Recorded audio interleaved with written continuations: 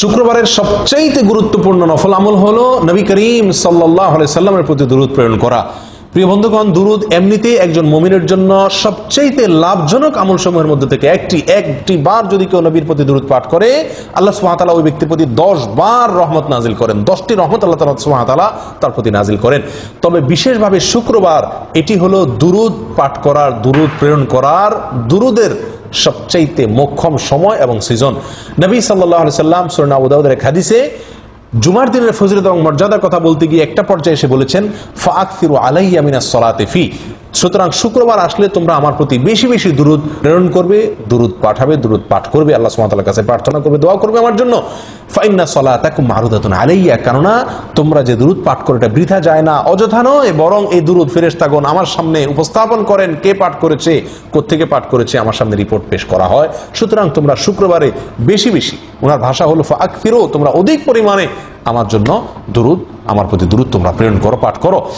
সুনানে বাইহাকির বিশুদ্ধ সূত্র বর্ণিত আরেক হাদিসে নবী সাল্লাল্লাহু আলাইহি সাল্লাম শুক্রবার দিনে এবং শুক্রবার রাতে উভয় সময় আমাদেরকে অধিক পরিমাণে দুরূদ পাঠ করার কথা তিনি বলেছেন আকফিরু আস-সালাতা আলাইয়া ইয়াউমাল জুমআতি ওয়া লাইলাতাল জুমআ, তোমরা জুমার দিনে এবং জুমার রাতে উভয় সময় আমার প্রতি বেশি বেশি তোমরা দুরূদ প্রেরণ করবে।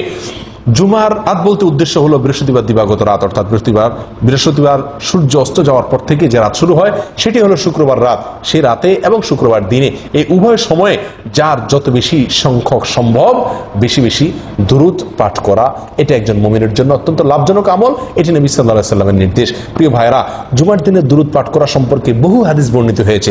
তার প্রায় সবগুলোতে নবী সাল্লাল্লাহু আলাইহি সাল্লাম এই আকফিরু শব্দটি ব্যবহার করেছেন, অর্থাৎ অধিক পরিমাণে। এখান থেকে বোঝা গেল দুরূদ পাঠ করার জন্য সবচেয়ে আদর্শ সময়, আদর্শ মুহূর্ত হলো শুক্রবার ছাড়া অন্য কোন সময় এত বেশি পরিমাণ বা অধিক পরিমাণ দুরূদ পাঠ করার নির্দেশনা আমাদেরকে দেওয়া হয় নাই।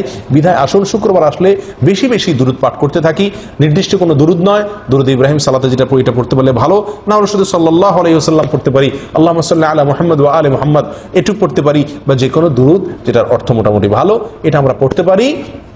এবং এটা দিনে রাতে সব সময় অজু সহ, অজু ছাড়া সব অবস্থা আমরা পাঠ করতে পারি। বিশেষ একটি দুরূদ আসরের পরে 80 বার পাঠ করলে বিশেষ ফজিলতের কথা আমরা অনেকে জানি বা শুনছি। এটি সহিহ কোনো হাদিস দ্বারা বর্ণিত নয়, বরং এটি সম্পূর্ণ জাল।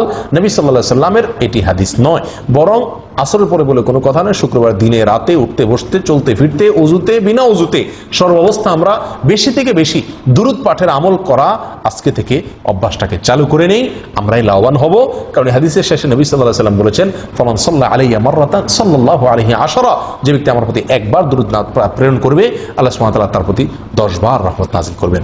আসুন শুক্রবারের এই সবচেয়ে গুরুত্বপূর্ণ নফল আমলটিকে সমাজে চিন্তা করার চেষ্টা করি। আল্লাহ তৌফিক দান করেন।